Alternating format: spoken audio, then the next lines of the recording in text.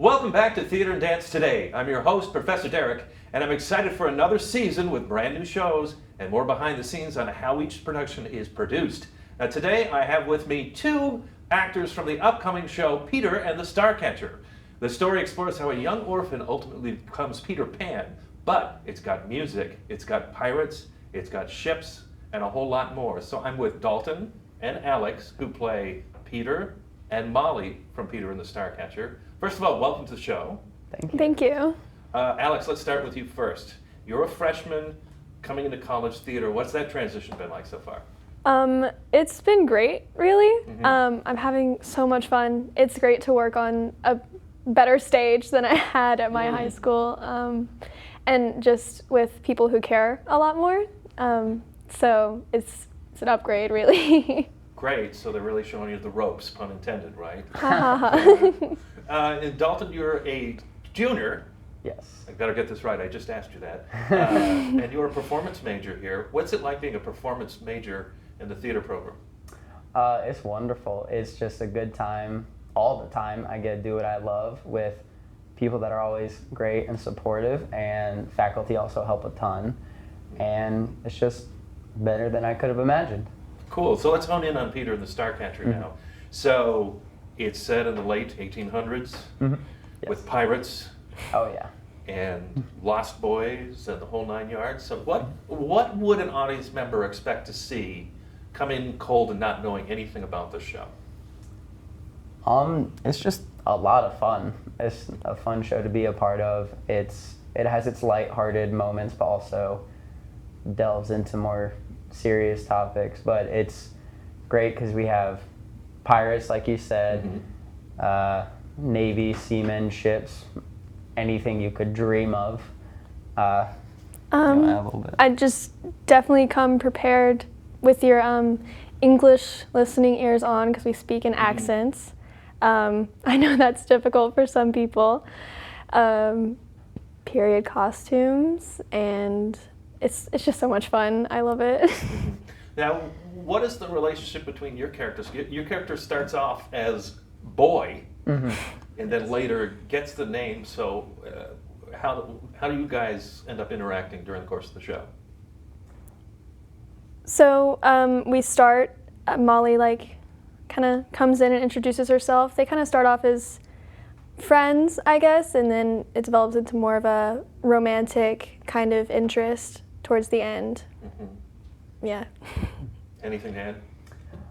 Yeah, it's kind of just a moment of chance that they're both on the same ship at the same time, and just circumstances work out to where they end up running into each other, and that starts this wild adventure, which is the show. And like she said, the relationship starts as a friendship and just grows and grows until we see the start of what could be a romantic relationship. So this is sort of the prequel, if you will, to Peter Pan? Yes. So there's things like an island and a shipwreck. Can you tell me a little bit about what goes on? Without giving too much of the plot away. Okay. So yeah, we have Act 1, we have 2 ships, and it's all on the sea, is all Act 1. Yep. And circumstances of weather and pirates results in a shipwreck, which leaves a good majority of the cast on an island where Peter and a few other characters are trying to hide a valuable item from these pirates and keep it safe. And being in a new location that none of them have been in before really adds that element of almost fear for them, but also it's exhilarating. And then, of course, there's natives on the island who are kind of comical as well. Yes. So they have to run and hide this treasure from the natives as well as the pirates, and it's just so crazy. So how have this sounds kind of, there's music as well as a lot of movement. A lot of you guys going, making storm sounds and whatnot. How have rehearsals been? I mean, what's a typical rehearsal for a play like this? It's a lot of us working together to create everything that needs to happen, of course. And what do you have to say about it really starts with us going through the lines while we're on stage, grabbing whatever props we can, and really delving into our imagination to try to show the audience what we see in our minds when we are reading this scene, to try to make the story a whole. Yeah, there's a lot of direct narration to the audience, which is different than what, everybody thinks, oh, you never talk to the audience and whatnot. This is a sort of a classical play. Characters address the audience. What is that like as opposed to, more modern play where you never talk to the audience?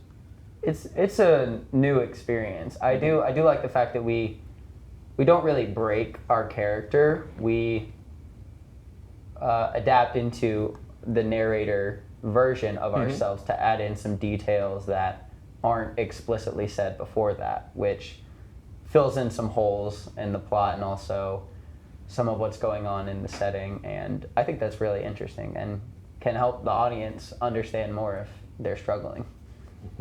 Makes a lot of sense. And it's more, when I heard it the other night at rehearsal, it's more like an old Warner Brothers cartoon than it is a straight children's show. I mean, there's some grown-up humor in this that people of all ages are going to appreciate what's going on with this, and a lot of examples of it, a lot of nautical humor as well.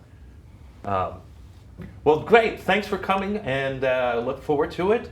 And that's Peter and the Starcatcher. It begins its run at the Valborg Theater on Wednesday, October 2nd, and ends Sunday, October 6th. For more information and for tickets, you can call 262-4046 or www.theaterdance.appstate.edu. For Theater and Dance Today, I'm your host, Professor Derek, and I will see you at the theater.